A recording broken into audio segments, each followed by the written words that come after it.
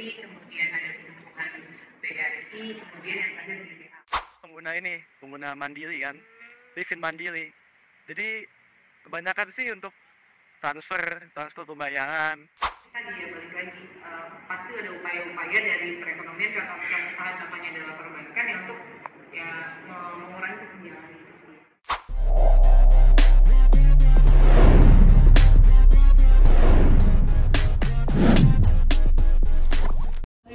Halo, selamat sore.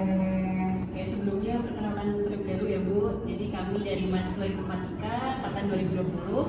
Nama saya Nur Hasna Amatullah, NIM H1D020011. Saya Regina Asmandiri, NIM H1D020089. Saya Ali dari mahasiswa Fakultas Teknik angkatan 2020. Ya. Nama saya Isyam dari mahasiswa Fakultas Teknik juga. Oke, sebelumnya kenalin terlebih dahulu ya. Jadi saya Nur Hasna Amatullah dari Informatika angkatan 2020 dan ini ada teman saya. Saya Silna dari Informatika 2020. Kami dari kelompok 1, mata kuliah Komputer dan Masyarakat. Di sini kami akan mewawancarai atau melakukan interview dengan salah satu dosen informatika Universitas Jenderal Sudirman, yaitu Ibu Nur Hasanah. Halo, masih dari gimana? Oke, Bu Nana bagaimana kabarnya Ibu? Alhamdulillah baik-baik. Alhamdulillah. Baik. Di sini kami ingin menanya sedikit Ibu mengenai M-Banking. Jadi seperti yang kita tahu ya Bu, dewasa ini kan perkembangan teknologi itu sudah berkembang dengan sangat pesat ya Bu, terutama di bidang transaksi seperti itu, semuanya sudah serba digital, mulai serba digital seperti itu. Nah di sini kami ingin menanya mengenai M-Banking Ibu.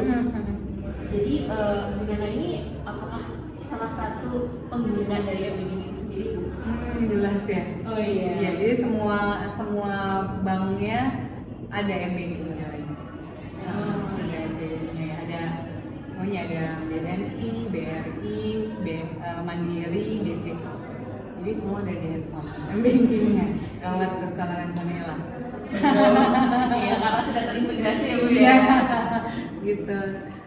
Sebelumnya aku mau nanya nih, kalian berdua itu salah satu pengguna dari M-Banking itu nggak? Iya, betul. Kebetulan saya pakai M-Banking. Boleh dia? Ya, saya pakai M-Banking juga. Oke. Kalau boleh tahu nih Bu, Bu Nana itu mulai menggunakan M-Banking itu sejak kapan Bu? Kayaknya udah lama banget ya. Udah dari kapan ya? Udah lama kayaknya. Puluhan tahun kayaknya.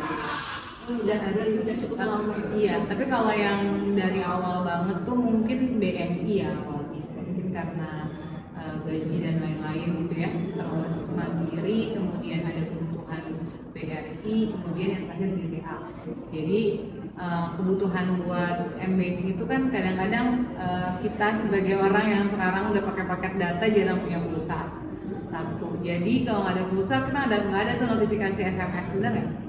Iya kan, gitu. Jadi kalau nggak ada notifikasi, kadang-kadang kita jadi nggak tahu nih kira-kira data transaksi seperti apa. Nah kebetulan saya punya kasus sebetulnya. Jadi kebetulan gitu ya, saya tuh pernah diminta buat asuransi. Ada sebuah asuransi PIT gitu ya, sebuah asuransi. Karena waktu itu saya kali datangin tiap hari dan saya baru lahiran, akhirnya saya okein nih asuransinya. Asuransinya, kemudian jadi itu dipotong gaji gitu, bukan dipotong gaji sih, artinya dipotong langsung, jadi otomatis kepotong dari uang yang ada di ATM gitu, di tabungan saya gitu kan, itu satunya di BNI, jadi setiap bulannya itu dipotong 500.000 gitu. Tapi semakin kesini saya semakin banyak dengar berita-berita tentang ini, terus dan saya belum merasakan manfaat dan lain-lainnya, terus akhirnya saya mau selesai, udahan gitu.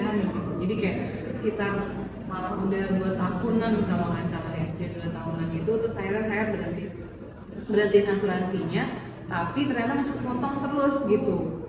Jadi kayak misalnya saya tuh nggak pernah nyimpen uang di BNI, jadi saya cerita malah nggak apa-apa ya. Terus jadi ada buat pengalaman ya, itu kan kondisi di masyarakat ternyata kayak gitu. Nah terus jadi saya nggak pernah nyimpen uang di BNI, terus akhirnya jadi setiap ada uang masuk langsung saya pindahin, karena setiap ada kelipatan 500 dia langsung auto debit gitu loh. Jadi kayak misalnya tiba-tiba saya ada ditransfer 1,2 misalnya, terus 1 juta udah langsung masuk ke asuransi itu, padahal udah diberhentiin gitu. Maka penting banget buat ada ini kan, ada apa namanya, itu kita dapat informasi yang update, kemudian kita juga bisa langsung pindahin uang gitu. Dan itu sampai sekarang masih, padahal tuh kalau saya laporan katanya sekarang udah bangkrut yang di sini, asuransi yang di sini udah bangkrut, tapi sempat yang ada di Purwokerto ada, tapi di sana bahasanya sudah sudah diberhentikan dari pusat gitu, tapi ternyata belum. Saya konfirmasi ke banknya, ternyata dari banknya harus ada dari pusat gitu, nggak bisa gitu. Jadi ya udah gitu. Jadi emang penting, salah satu itu kalau misalnya kita ada kondisi-kondisi yang kayak gitu ya, jadi kita bisa ntar solusikan sih kalau kita ada yang baik gitu. Jadi saya merasa penting banget. Apa sih yang kalian tahu tentang m-banking? Kalau menurut saya itu m-banking itu alat penyimpanan uang, pembayaran uang juga dari elektronik gitu. Jadi semua yang ada di situ di account tersebut bisa dibuat suatu pembayaran atau penyimpanan gitu sih. Terkait dengan asuransi ya Bu, itu berarti kan datanya Ibu kan dikasihkan ke mitra atau ke pusat asuransinya itu kan ya Bu? Benar. Iya benar. Jadi tuh data-data artinya kan itu kan saya ambil salah satu platform di asuransi itu buat anak gitu ya, buat anak. Terus tapi saya semakin dengar berita-berita burung kayak gitu, terus waktu itu akhirnya saya diain karena 2 minggu berturut-turut tiap hari dia datang dan saya berlahiran, bukan telepon tapi ke rumah. Jadi ya udah tak iyain ya gitu. Tadinya udah buat nabung, akhirnya nggak balik loh uangnya sama saya. Jadi sekitar 2 tahunan tuh bisa dihitung ya berapa juta ya kan, bisa dihitung lah berapa juta. Akhirnya saya coba ada pengembalian dan lain-lain yang harusnya itu nggak ada sama sekali. Jadi udah saya ikhlasin aja itu. Cuma yang paling penting ya jangan ngepotong aja udah itu. Jadi benar-benar cerita itu tuh benar-benar yang kenapa penting banget sih saya itu gitu. Jadi kalau misalnya kita kan nggak jarang ya punya pulsa buat SMS, kan ada SMS banking gitu ya. Tapi kan kalau nggak ada pulsanya kita nggak dapat informasi SMS banking, maka penting banget untuk banking gitu. Kalau buat kisah kayak gitu. Berarti di samping kemudahan itu sebenarnya juga ada kekhawatirannya itu ya Bu Iya, ya, benar. Jadi kalau misalnya kita bisa jaga-jaga gitu. Kita bisa update terus kan. Terus kayak kalau misalnya kita mau, apalagi sekarang kita semua belinya online. Terus di m-banking itu ada QRIS juga kan, ada kris juga. Kita udah nggak pernah ke kantin aja, bahkan ke kantin aja kita nggak perlu bawa uang kan. Tapi semua udah tinggal scan aja. Ya, itu kayaknya lebih enak ya. Dan itu juga ngaruh ke uang cetak di BI kan juga semakin sedikit kan sekarang, jumlah cetakan uang itu kan juga semakin sedikit ya, maka itu karena dan akan lebih enak gak sih itu sebagai pengembang, siapa orang yang punya uang kayak misalnya perbankan itu jadi akan lebih mudah kan, mereka jadi muter uangnya tuh lebih cepet gitu ya nggak sih? Iya gitu, karena UMKM juga mereka sudah pakai kris ya, nggak ada kayaknya yang nggak ada, pasti orang akan lebih milih kenapa? Karena ya itu ada di handphone gitu ya, saya udah nggak perlu ngeluarin uang. Cuma yang belum saya lihat sih paling kayak tukang parkir gitu, tetap belum merasakan dampak itu. Mungkin nanti parkirnya bisa sambil pegang papan itu mesti di scan ya gitu kan gitu. Nah kalau boleh tahu nih, biasanya nih kalian itu menggunakan m-banking itu untuk keperluan apa aja sih? Kalau aku sih biasanya pakai m-banking itu buat bayar online, belanja online. Terus juga misalnya bayar di tempat, kan sudah saat ini banyak kris ya, jadi kadang pakai m-banking juga buat itu sih. Ya kalau Mas Syam sendiri bagaimana? Saya juga untuk bayar digital juga sih, kayak seperti di e-commerce seperti Tokopedia untuk pembayaran bank belanjaan saya. Ya itu aja sih. Oke, berarti dengan adanya m-banking ini tentunya sangat mempermudah transaksi ya? Ya, pastinya. Oke, tapi di samping kemudahan itu nih, kalian pernah nggak sih merasakan ada kekhawatiran terlebih gitu untuk penggunaan m-banking itu sendiri? Kalau kekhawatiran sih pasti sih, karena takut karena namanya juga internet ya, elektronik gitu. Jadi kalau misalnya mungkin dari jaringan jelek atau sinyalnya jelek dan juga servernya jelek, ya takut terjadi suatu hal gitu di e-bankingnya kayak gitu. Menurut saya sih pencurian ini aja sih, pencurian data dari data akun m-banking saya. Oh iya. Sebenarnya kan sekarang banyak kasusnya. Iya benar. Iya, karena memang datanya itu memang benar-benar privasi dan gimana ya, data itu kan terintegritas gitu ya. Jadi kalau misalnya memang ada satu yang kena bisa merembet gitu ya. Bet. Iya. Terus kan tadi orang-orang jadi cashless gitu ya Bu. Cuman kan ini terjadi di kota-kota besar aja, mungkin di daerah-daerah masih banyak yang pakai uang kertas gitu. Nah menurut Ibu tuh kalau kayak gitu bakal jadi kesenjangan teknologi nggak? Terus nanti kalau misalkan ada kesenjangan, apakah jadi perekonomian di masyarakat juga berpengaruh nggak sih Bu? Oke, jadi kalau misalnya di masyarakat kayak kalau di kota sih udah nggak diragukan lagi kayak di desa. Kalau saya ngeliat sih sebetulnya kesenjangan pasti ada ya, karena nggak semua orang punya uang buat beli m-banking. Itu kan harus ada smartphone-nya gitu kan. Handphone mungkin punya, tapi kan smartphone-nya kan belum tentu punya kayak gitu. Dan pasti ada kesenjangan terkait itu. Tapi artinya tetap ada sih, artinya kayak misalnya bayaran kuliah gitu ya, bayar kuliah kan bayangan kita kan ya orang-orang biasa pun mereka semua bayaran kuliah kan. Nah kayak misalnya contoh bayaran kuliah ya tetap kalau misalnya mereka nggak bisa transfer gitu ya, atau misalkan nggak bisa lewat m-banking, tetap ada alternatif lain kayak harus datang ke bank yang lewat teller atau misalnya dengan cara-cara yang lain gitu, kita tetap ada alternatif itu gitu. Jadi nggak harus, artinya kalau misalnya kita paksakan juga nggak bisa karena itu menyangkut kalau nggak punya uang mau gimana lagi kan kayak gitu. Tapi dari kalau misalnya kita ngelihat di perekonomian di Indonesia gitu, artinya bayangan saya itu semuanya ya sesuai sama tarafnya aja gitu.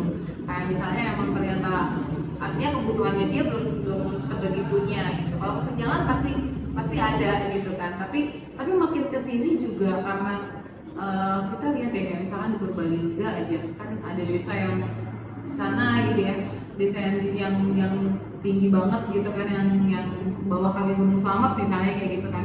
Nah itu juga kan kalau perbankan juga semua udah ngarah ke sana kan. Artinya perbankan juga mendekatkan sama warganya supaya mereka paling nggak bisa memberikan edukasi buat itu juga gitu, terkait apakah nanti mereka mau ini atau enggak. Kayak misalnya contohnya salah satu bank gitu kayak misalnya di BRI kan apa yang dibutuhkan? Misalnya kayak di BRI itu kan di Purbalingga itu sampai di gunung-gunung tuh ada, dan mereka tuh kayak buka kayak BRI Link buat bayar listrik, buat bayar beli pulsa, terus buat macam-macam kayak gitu kan. Nah itu kan sebetulnya adalah sebuah upaya untuk tadi ngaruh ke perekonomian yang mereka seperti apa sih kayak gitu. Pasti akan lebih mempermudah sih kok sebenarnya ya. Artinya apalagi kayak kemarin kita juga ada ketika pandemi itu juga jadi orang kayak dituntut banget buat punya smartphone buat anaknya tetap bisa sekolah kayak gitu. Nanti itu juga sangat berdampak pada masyarakat kayak orang tuanya. Jadi kan mereka juga yang tadinya nggak punya jadi punya. Terus mereka mau belajar misalnya kayak gitu kan. Oh ternyata lebih gampang ya kalau misalnya kondisinya kayak gitu. Kalau misalnya kayak outlet yang yang mendekatkan sama digital itu kan adalah salah satu upaya buat mengurangi kesenjangan itu gitu. Mungkin kayak misalnya mau beli listrik gitu kan. Sekarang kita beli listrik ya. Maksudnya beli listrik kayak dulu beli ke PLN itu kan enggak ya. Terus telepon kayak misalnya kita beli pulsa atau paket data, kita udah nggak ke counter gitu kan. Kita udah tinggal pakai m-banking aja kan, semua ada di situ. Terus itu m-banking juga kayak misalnya kita mau jalan-jalan, mau pesen-pesen semua udah di situ dan gampang banget ya, apalagi itu dan yang OVO, GoPay, apalah semua itu udah Dana, itu udah gampang banget sih. Tinggal gimana caranya kalau misalnya kita mau kesenjangan itu tuh nggak begitu kelihatan gitu ya. Memang ya perlu ada edukasi.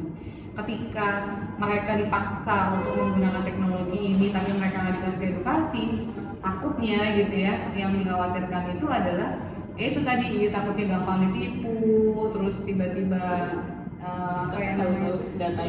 tiba-tiba tahu-tahu datanya udah dikasihin ke orang, minta tolong dong gitu ya misalnya ya kayak gitu. Jadi memang harus ada edukasi. Tapi sekarang kayak mbak juga udah banyak yang mereka pada bisa gitu. Apalagi saya anak kecil, yang lebih pintar kan anak kecil ya gitu, kayaknya ya seperti itu. Kalau ke perekonomian tadi ya balik lagi, pasti ada upaya-upaya dari perekonomian, contohnya adalah perbankan ya untuk ya mengurangi kesenjangan itu sih kayak gitu, supaya perekonomian juga terus berjalan dengan baik gitu. Ya, Bu. Berarti artinya meskipun ada kesenjangan itu pasti ada ya Bu ya, terutama untuk saat ini yang mungkin masih bertahap gitu untuk pemerataannya, tapi mungkin kedepannya bisa gitu untuk keseluruhan lah Iya. masyarakat bisa menggunakan m-banking itu sendiri? Iya, yang paling penting kan sebenarnya edukasi ya. Iya. Edukasi dari pihak m-banking kan pasti kita ada perbankan kan, sama perbankan. Kemudian di perbankan itu ada edukasi yang ternyata oh ini butuh loh gitu. Anda tuh butuh buat ini, buat A, B, C, D, E gitu. Akhirnya kalau ada yang kalau misalkan yang kayak gini nggak bisa gitu, belum sampai kayak gitu. Dan kalau boleh tahu dari M-Banking itu kan banyak banget fiturnya ya. Dari kalian sendiri fitur apa aja sih yang paling sering kalian gunakan? Fitur kalau di BRI sih tempat kan ini boleh nyebut ini nggak? Iya boleh Pak. Ya, kebetulan dari ini BRI kan ada Priva ya, jadi Priva itu lebih gampang, jadi dapat kodenya langsung. Nah sementara Kris udah umum sih ya, jadi mungkin itu aja sih yang saya pakai kemudahannya. Oke, dari Mas Hussein gimana? Kalau saya pengguna mandiri kan, Livin Mandiri. Jadi kebanyakan sih untuk transfer pembayaran, untuk membayar belanjaan juga. Ya itu aja sudah. Oke. Ini udah enggak? Oke, mungkin pertanyaan terakhir ya. Dari kalian berdua, ada harapan nggak untuk yang pengen kalian sampaikan itu untuk pengembangan dari m-banking itu sendiri? Bisa dari sisi aplikasinya atau dari sisi kenyamanan kalian gitu untuk menggunakannya? Mungkin kalau misalnya dari saya sendiri ya, berdasarkan apa yang tadi saya telah sampaikan, kalau misalnya pencurian data itu mungkin harus lebih teliti lagi atau lebih dimaksimalkan lagi faktor 2 autentikasinya, itu buat kenyamanan juga sih. Mungkin itu sih yang pengen. Terima kasih. Kalau dari Syam? Saya sama juga sih, kayak meningkatkan keamanan aplikasinya aja, proteksinya, kayak datanya disimpan dengan baik dan mencegah hal-hal yang dari luar akses lah. Berarti kesimpulannya lebih ditingkatkan lagi untuk keamanan datanya ya, terutama data dari para nasabah itu sendiri ya. Mungkin seperti itu wawancara dari kami mengenai m-banking dari sisi mahasiswa teknik ya, selaku pengguna dari m-banking. Sekian, terima kasih.